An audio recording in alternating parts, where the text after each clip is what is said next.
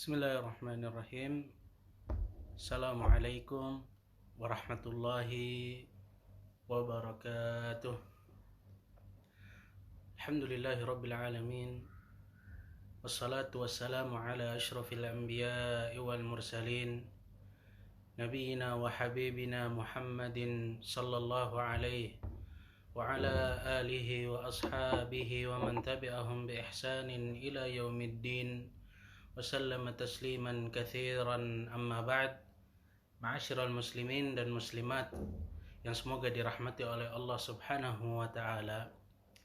Kembali kita ucapkan puji dan syukur kepada Allah Subhanahu wa taala, Zat yang telah memberikan kita kenikmatan demi kenikmatan, nikmat iman, nikmat Islam, serta nikmat bisa mendengarkan ayat-ayat Allah dan hadis-hadis Rasulullah sallallahu alaihi wasallam, tentunya untuk menambah iman kita memerlukan kenikmatan-kenikmatan tersebut.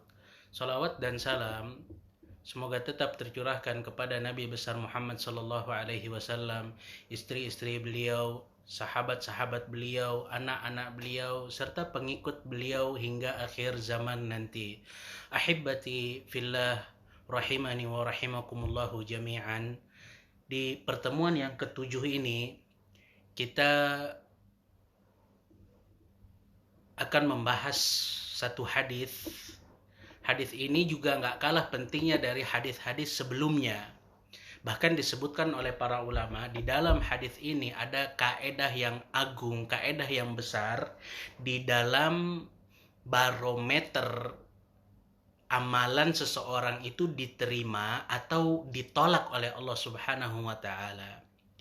Jadi ketika Rasulullah Shallallahu alaihi wasallam mengajarkan kita untuk zikir setelah di pagi hari dengan mengucapkan Allahumma inni as'aluka ilman nafi'an wa rizqan tayyiban wa amalan mutaqabbalan.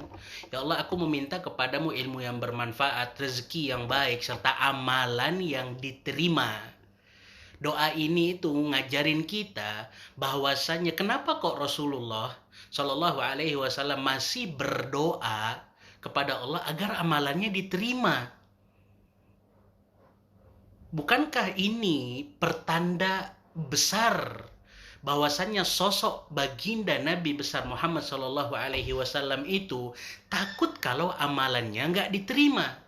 Jadi bukan kata kelompok-kelompok tertentu yang mengatakan si Anu itu mengklaim bahwasannya amalan dia aja yang pasti diterima. Nggak ada, hadirin.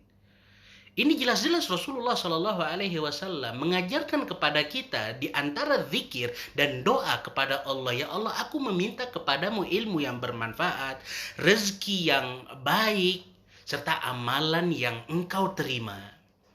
Jadi kita lihat, kita udah capek-capek nih beramal, tapi amalan itu diterima atau enggak? Ini barometernya nih, hadirin. Hadis yang dikatakan oleh Ummul Mukminin, Ummu Abdillah Aisyah radhiyallahu anha, Rasulullah sallallahu alaihi wasallam berkata, "Man ahdatsa fi amrina hadza ma laisa minhu fahuwa rad." Barang siapa yang mengada-ngada melakukan satu amalan yang belum ada contohnya pada agama Islam ini, maka amalan tersebut akan tertolak. Di dalam riwayat lain, Rasulullah berkata, barang siapa yang melakukan amalan yang mana amalan tersebut nggak ada contohnya, maka amalan tersebut akan ditolak. Ini barometer amalan kita ini diterima atau enggak oleh Allah Subhanahu wa taala. Syekh Abdul Muhsin Al-Abbad, semoga Allah menjaganya, beliau berkata, hadis ini merupakan barometer di dalam penerimaannya amalan-amalan kita yang nampak. Dan ketahuilah, ketika satu amalan itu nggak dianggap, karena apa? Karena nggak menyerupai dan nggak sejalan dengan syariat. Entah caranya yang salah, sebagaimana hadis innamal a'malu binniyat, amalan-amalan itu tergantung pada niatnya. Ini asal dan barometer amalan batinnya seseorang. Jadi setiap amalan ibadah apapun harus disertai dengan ikhlas karena Allah dan sesuai dengan yang diajarkan oleh Rasulullah Shallallahu Alaihi Wasallam. Maka ketika kita melakukan amalan ibadah apapun, wudhu, sholat, tapi nggak sesuai dengan apa yang sudah dicontohkan oleh Rasulullah Shallallahu Alaihi Wasallam, maka amalan itu akan sia-sia, hadirin. Allah Subhanahu Wa Taala berkata di dalam surah Al-Ghashiyah, amilatun nasibah. Orang-orang yang beramal tapi dia hanya capek aja beramal. Kenapa? Karena mungkin belum ikhlas karena Allah ketika dia beramal, atau belum sesuai dengan apa yang dicontohkan oleh Rasulullah Shallallahu Alaihi Wasallam. Hadirin, ketika kita mendengar Rasulullah Shallallahu Alaihi Wasallam bersabda di kota Madinah nih, kata beliau, man ahdatsa fiha hadatsan, barang siapa yang melakukan satu amalan yang belum dicontohkan, au awa muhditsan, atau dia melindungi pelaku yang melakukan amalan-amalan yang belum dicontohkan, maka dia akan mendapatkan laknat dari Allah dan malaikatnya serta manusia. Ada ancaman keras ketika kita melakukan amalan-amalan yang belum dicontohkan oleh Rasulullah Shallallahu Alaihi Wasallam. Mungkin di antara kita bertanya, kok bisa ya? Iya, hadirin. Karena ketika kita beramal dengan amalan yang belum dicontohkan, artinya kita menganggap bahwasanya Rasulullah nggak amanat di dalam menyampaikan seluruh syariat Allah Subhanahu Wa Taala. Atau mungkin kita menyangka bahwasanya kita lebih sempurna dari Rasulullah. Kita lebih pintar dari Rasulullah sehingga kok ini belum diajarkan ya oleh Rasulullah. Maka dari itu ketika Rasulullah Shallallahu Alaihi Wasallam memberikan ancaman yang keras bagi orang-orang yang melakukan amalan yang belum dicontohkan dengan laknat Allah, laknat malaikat, dan laknat manusia, wajar. Karena apa? Karena orang-orang tersebut menyangka bahwasanya Rasulullah belum menyempurnakan risalah dari Allah.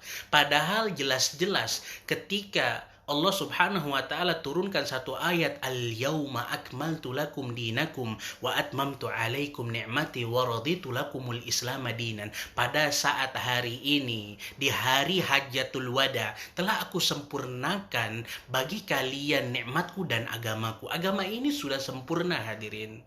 Nggak perlu ditambah-tambah. Yang tadinya sholat duhur 4 rakaat, mungkin kita mau tambah karena kok bisa ya sholat duhur hanya 4 rakaat, saya masih kuat kok 6 rakaat. Itu nggak akan diterima tuh, hadirin. Karena apa? Karena jumlahnya itu sudah ditentukan oleh Rasulullah Shallallahu Alaihi Wasallam. Karena caranya pun sudah diajarkan oleh Rasulullah Shallallahu Alaihi Wasallam. Ketika Rasulullah berkata, "Shollu kama ra'aitumuni usolli," sholatlah kalian sebagaimana kalian melihat aku sholat. Di dalam hadis ini ada perintah buat kita itu kalau lakukan sholat itu gimana caranya Rasulullah Shallallahu Alaihi Wasallam sholat. Entah cara takbirnya atau cara salamnya dan yang lainnya, semuanya sudah dijelaskan oleh ulama-ulama kita, oleh pakar-pakar hadis kita. Begitu juga di dalam melakukan ibadah haji, hadirin. Kata Rasulullah Shallallahu Alaihi Wasallam, "Khudhu anni manasikakum," ambillah dariku tata cara manasik kalian. Rasulullah Shallallahu Alaihi Wasallam itu ingin dari kita untuk mengikuti beliau di dalam setiap amalan-amalan ibadah. Rasulullah berhak untuk melakukan apapun yang berkaitan dengan amalan ibadah kita. Ketika kita melakukan satu amalan ibadah melenceng dari apa yang diajarkan oleh Rasulullah Shallallahu Alaihi Wasallam, maka ada resiko amalan tersebut akan berkurang pahalanya atau bahkan mungkin akan ditolak oleh Allah Subhanahu Wa Taala. Karena kita nggak mengikuti SOP dari amalan ibadah tersebut.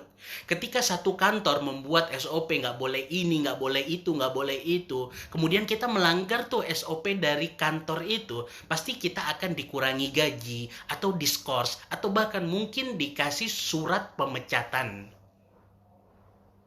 Ini kalau kita bekerja di satu instansi. Maka begitu juga Rasulullah Shallallahu Alaihi Wasallam yang sudah mengajarkan kepada kita tata cara beribadah. Hadirin yang semoga Allah Subhanahu Wa Taala merahmati kita semuanya. Dan mungkin ada di antara kita yang menyangka bagaimana ketika ada sahabat-sahabat yang mengumpulkan Al-Quranul Karim di mushaf.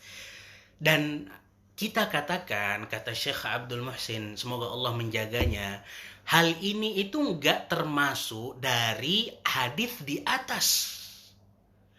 Enggak termasuk bahwasanya amalan itu akan ditolak. Enggak, hadirin. Karena di dalam syariat ini ada yang namanya masalih mursalah. Ada maslahat-maslahat yang harus dilakukan untuk menjaga agama Islam ini. Atau bahkan mungkin untuk menjaga agama ini dan